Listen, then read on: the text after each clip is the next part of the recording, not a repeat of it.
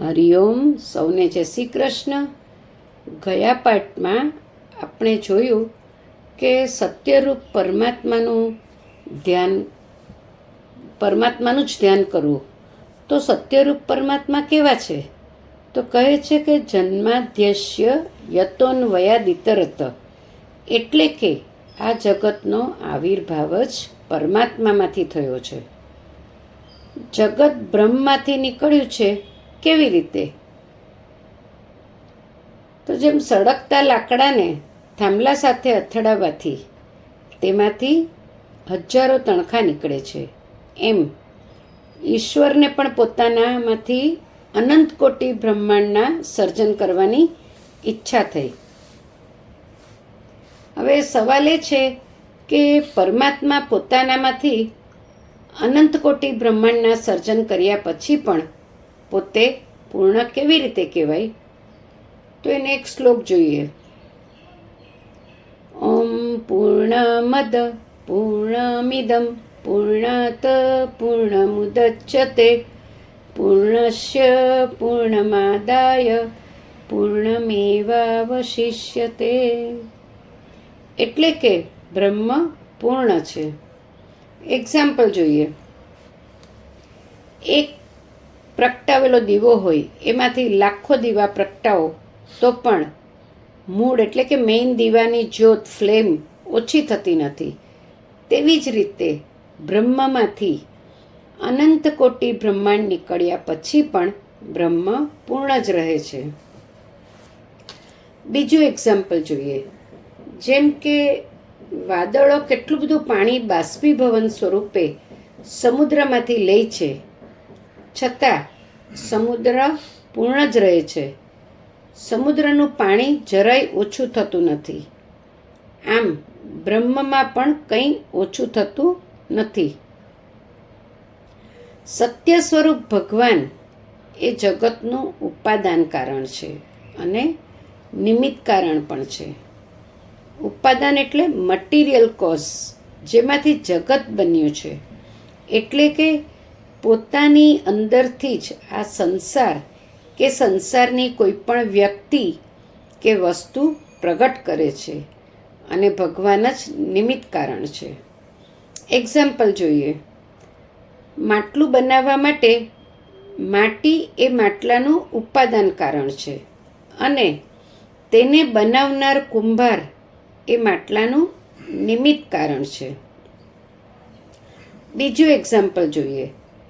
કરોડિયો એનું મકાન એટલે કે ઝાડુ બાંધવા બહારની કોઈ વસ્તુ લેતો નથી. પોતાની અંદરથી જ પેદા કરે છે, એટલે પોતે જ બનાવે છે. એના મકાનનો એ ઝાડાનો એન્જિનિયર પોતે જ છે. પોતે જ ઝાડુ તૈયાર કરે, પોતે જ એમાં રહે અને સમય આવીએ પોતે જ ઝાડાને ગળી પણ જાય. એ રીતે ભગવાને સૃષ્ટિના તમામ પદાર્થો પેદા કર્યા, તમામમાં નિવાસ કર્યો એટલે કે રહ્યા, અને સમય આવીએ અનંત કોટી બ્રહ્માંડનો લય પણ એ જ કરે છે. જ્યારે જ્યારે ભગવાનનું પ્રાગટ્ય થાય ત્યારે ત્યારે પહેલી સ્તુતિ બ્રહ્માજી કરે છે. બ્રહ્મા આદિકવિ છે.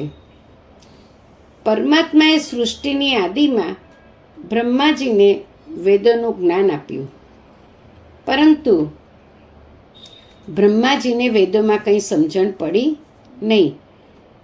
ત્યારે પરમાત્મા બ્રહ્માજીના હૃદયમાં પ્રગટ્યા અને બ્રહ્માજીને વેદ સમજાવ્યા. વેદોની સમજ કોને પડે? એક તો ખુદ ભગવાનને, અને બીજું જેના પર ભગવાનની કૃપા થાય એને. પંડિતો ભલે કાશી જાય, બનારસ જાય અને મોટા મોટા પંડિતો બને, પરંતુ ભગવાનની કૃપા ન હોય તો કંઠસ્થ કરેલું બોલી તો જાય, પરંતુ સમજણ પડે નહીં. વેદો સમજવા ખૂબ જ કઠિન છે, પરંતુ એક અભણ માણસ ઉપર પરમાત્માની કૃપા થાય તો એને બધું જ સમજાઈ જાય. એક્ઝામ્પલ જોઈએ. નરસિંહ મહેતાએ કેટલા કાવ્યો, પદો અને બીજી કેટલીય રચના કરી. તો આ વેદનું જ્ઞાન નરસિંહ મહેતા પાસે આવ્યું ક્યાંથી? તો જેના પર પરમાત્માની કૃપા થાય, જે ભગવાનની ખૂબ ભક્તિ કરે, એને પુસ્તકો વાંચ્યા વિના જ જ્ઞાન થઈ જતું હોય છે.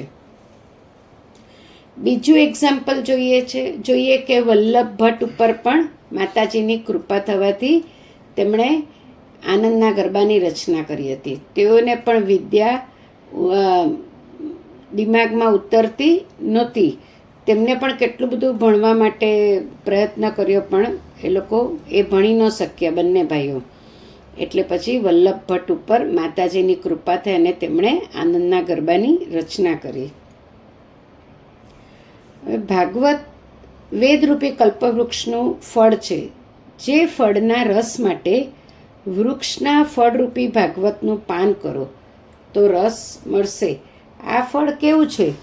જેમાં છોતરા કે ગોટલા જેવું કશું જ નથી, સીડલેસ છે, એટલે એમાંથી ફેંકવા જેવું કંઈ નથી. ભાગવત એ લીલા રસ અને ભક્તિ રસથી ભરેલું છે. સાહિત્યકારની દ્રષ્ટિએ તેમાં 9 રસ છે, જેમ કે હાસ્ય રસ, બીભત્સ્ય રસ, ભયાનક રસ, રૌદ્ર રસ, અદ્ભુત રસ, શૃંગાર રસ, કરુણ રસ, વીર રસ અને શાંતિ રસ. માખણ ચોરી એ હાસ્ય રસની કથા છે. ચાણૂર મુષ્ટિકને પછાડ્યા એ વીર રસ છે. પ્રભુનું વ્રત છોડીને મથુરા જવું એ કરુણ રસ છે. ગોપીઓ સાથે પ્રભુ રાસ રમ્યા એ શૃંગાર રસ છે. ભાગવતનું આ રસવાળું ફળ અતિશય મીઠું છે, કારણ સુકૃપી પોપટે એ ફળને ચાંચ મારી છે. જે ફળને પોપટ ચાંચ મારે એ ફળ મીઠું જ હોય છે. સુખદેવજી સંત છે. એના મુખમાંથી નીકળેલી વાણીની મધુરતા એટલે કે મીઠાશ એટલી વધી ગઈ, કારણ કે સંત જેટલા વૈરાગી એટલા જ વિદ્વાન અને સાથે સાથે નિર્મળ અને વિશુદ્ધ હોવાથી એની મીઠાશ પણ વધી જાય છે. ભાગવત સાંભળવાનું કે એનું પાન કરવાનું? હવે સાંભળેલું તો ભૂલી પણ જવાય, પરંતુ પાન કરીએ તો તે હૃદયમાં ઉતારી શકીએ. સંતોની વાણીનું પાન કરવાનું જરૂરી હોય છે, કારણ કે સંતોની વાણી કંઈ ને કંઈ સંદેશ આપતી હોય છે આપણને. ભાગવત ક્યાં સુધી સાંભળવું જોઈએ? તો કે આલયમ એટલે કે શ્રોતાનો પરમાત્મામાં લય ન થાય ત્યાં સુધી. એટલે કે લય ન થાય એટલે કે શ્રોતાને સાયુજ્ય મુક્તિ મળે ત્યાં સુધી. સાયુજ્ય મુક્તિ એટલે મોક્ષ ન મળે ત્યાં સુધી આપણે સાંભળવું જોઈએ ભાગવત. હવે વારંવાર કથા સાંભળવાથી દ્રઢતા વધે, પણ અમુક લોકો કંટાળી પણ જતા હોય છે કે વારંવાર એકની એક કથા શું સાંભળવાની. પરંતુ વારંવાર કથા સાંભળવાથી એમાં પ્રેમ વધે અને દ્રઢતા વધે. નૈમિષારણ્યમાં સૂત પુરાણીએ સનકાદી ઋષિઓને ભગવાનના 24 અવતારોની કથા કહી. ભગવાનના પ્રત્યેક અવતાર માનવને કંઈ ને કંઈ મેસેજ આપે છે, સંદેશ આપે છે. પહેલો અવતાર જોઈએ સનત કુમારોનો છે. સનત કુમારો બ્રહ્મચારી હોવાથી મનની તેમનામાં એકાગ્રતા છે, તંદુરસ્તી સારી રહે છે, માનસિક શાંતિ મળે અને મન પણ પ્રસન્ન રહે. આધ્યાત્મિક માર્ગ માટે બ્રહ્મચર્ય અનિવાર્ય હોય. ભગવાનનો પહેલો અવતાર સનત કુમારનો થયો. હવે બીજો અવતાર જોઈએ કે બીજો અવતાર વરા ભગવાનનો. વરા ભગવાને સંસારના કલ્યાણ માટે રસાતાળમાં ગયેલી પૃથ્વીને બહાર કાઢી. વરા અવતાર એ સંતોષનો અવતાર છે. હિરણાક્ષ એ લોભનું પ્રતીક છે. લોભને મારવો હોય તો સંતોષથી જ મારવો પડે. સંતોષ કોને કહેવાય?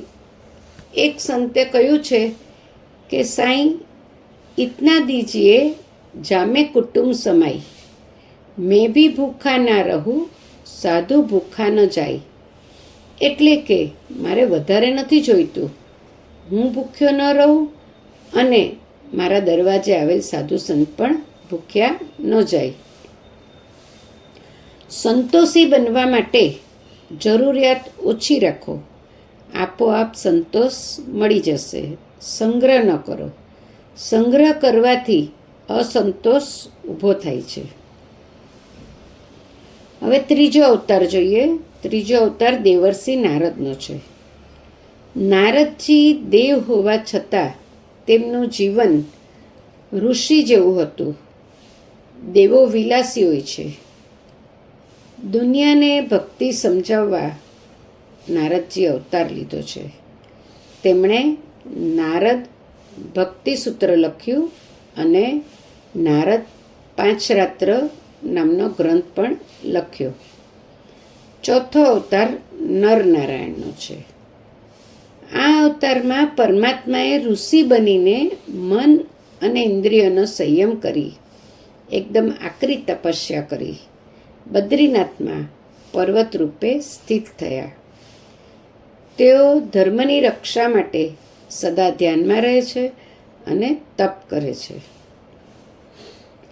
પાંચમો અવતાર કપિલ ભગવાન, જેમણે સાંસારિક બંધનોથી મુક્તિ અને તત્વજ્ઞાન દ્વારા માતાને મોક્ષનો માર્ગ બતાવ્યો. તેઓ કરદમ ઋષિ અને દેવહૂતિના પુત્ર રૂપે અવતર્યા હતા. છઠ્ઠો અવતાર દત્તાત્રેય, તેઓ બ્રહ્મા વિષ્ણુ અને મહેશનો સંયુક્ત અવતાર એટલે કે જોઈન્ટ, અને તેમને આદિગુરુ પણ માનવામાં આવે છે. તેઓ મહર્ષિ અત્રિ અને માતા અનસૂયાના પુત્ર કહેવાયા. તેમણે પ્રકૃતિ અને જીવોમાંથી શીખ મેળવી 24 ગુરુ બનાવ્યા, જેમ કે પૃથ્વી, વાયુ, જળ, કબૂતર, માછલી વગેરે વગેરે 24 અવતારો બનાવ્યા. સાતમો યજ્ઞરૂપ અવતાર. આ અવતાર મુખ્યત્વે ધર્મ, યજ્ઞ અને સત્યની સ્થાપના માટે માનવામાં આવે છે. તેઓ રુચિ પ્રજાપતિ અને તેમની પત્ની સ્વયંભૂ મનુની પુત્રી આકૃતિના પુત્ર રૂપે અવતરિત થયા. આઠમો અવતાર ઋષભદેવનો. તેમણે રાજા નાભી અને મેરુદેવીના પુત્ર રૂપે અવતાર ધારણ કર્યો. તેઓ જૈન ધર્મના પ્રથમ તીર્થંકર એટલે કે આદિનાથના રૂપમાં પણ ઓળખાયા. તેઓએ મુનિઓના ધર્મને પ્રગટ કર્યો, અહિંસા અને સંયમનો માર્ગ બતાવ્યો. તેમણે કૈલાસ પર્વત પર કઠોર તપસ્યા કરી મોક્ષ પ્રાપ્ત કર્યો. નવમો અવતાર રાજા પૃથુ. પૃથ્વીમાંથી સમસ્ત ઔષધિ, વનસ્પતિ અને રત્નોનું દોહન કરી પ્રજાનું રક્ષણ કર્યું, જેને પૃથ્વીના પહેલા સમ્રાટ માનવામાં આવે છે. જેમણે પૃથ્વીને સમતલ કરી ખેતીવાડી અને નગરોનો વિકાસ કર્યો. દસમો અવતાર મત્સ્ય અવતાર થયો. મત્સ્ય અવતારમાં વૈવત્સ મનુનું રક્ષણ કર્યું. 11મો અવતાર કચ્છપ અવતાર એટલે કે કાચબાનો અવતાર. સમુદ્ર મંથન વખતે મંદરાચલ પર્વતનો સહારો બન્યા. 12મા અવતારમાં ધન્વંતરી રૂપ લઈ સમુદ્રમાંથી પ્રગટ થયા. 13મો મોહિની અવતાર મોહિની રૂપે મોહિત કરી દેવોને અમૃત આપ્યું. 14મો અવતાર નરસિંહ અવતાર, હિરણ્યકશ્યપનો વધ કરી પ્રહલાદનો ઉદ્ધાર કર્યો. 15મો અવતાર છે વામન. વામન અવતાર એટલે બલિ રાજા પાસેથી ત્રિલોકનું રાજ્ય મેળવી લીધું. 16મો અવતાર છે પરશુરામ. પૃથ્વીને 21 વાર ક્ષત્રિય વિહોણી કરી. 17મો અવતાર છે વેદવ્યાસજી. 18 વેદ પુરાણોની રચના કરી. 18મો અવતાર છે રામાવતાર. એમણે રાવણનો વધ કર્યો અને અનેક રાક્ષસોનો વધ કર્યો. 19મો અવતાર છે બલરામજી. યદુવંશમાં જન્મ લઈ શ્રી કૃષ્ણના મોટા ભાઈ બન્યા. 20મો અવતાર છે શ્રી કૃષ્ણનો. શ્રી કૃષ્ણનો અવતાર લઈ અનેક લીલાઓ કરી. 21મો અવતાર છે બુદ્ધ અવતાર. મગધ દેશમાં દૈત્યોને મોહિત કરવા અવતાર લીધો હતો. 22મો અવતાર છે હંસ રૂપે, એટલે કે સનતકુમારને નારદજીને યોગ જ્ઞાન આત્મતત્વને પ્રકાશિત કરનાર ભાગવત ધર્મનો ઉપદેશ આપ્યો. 23મો અવતાર છે હયગ્રીવ. હયગ્રીવ અવતાર લઈ પ્રભુએ વેદોની રક્ષા કરી. અને 24મો અવતાર કલ્કી. કળિયુગના અંતમાં કલ્કી રૂપે અવતરશે. આ રીતે ભગવાનના 24 અવતારો સંક્ષિપ્તમાં જોયા. આગળ આપણે નેક્સ્ટ પાર્ટમાં જોઈશું. તમને સૌને મારો વિડીયો ગમ્યો હોય તો લાઈક, કમેન્ટ અને સબસ્ક્રાઈબ જરૂરથી કરજો, જેથી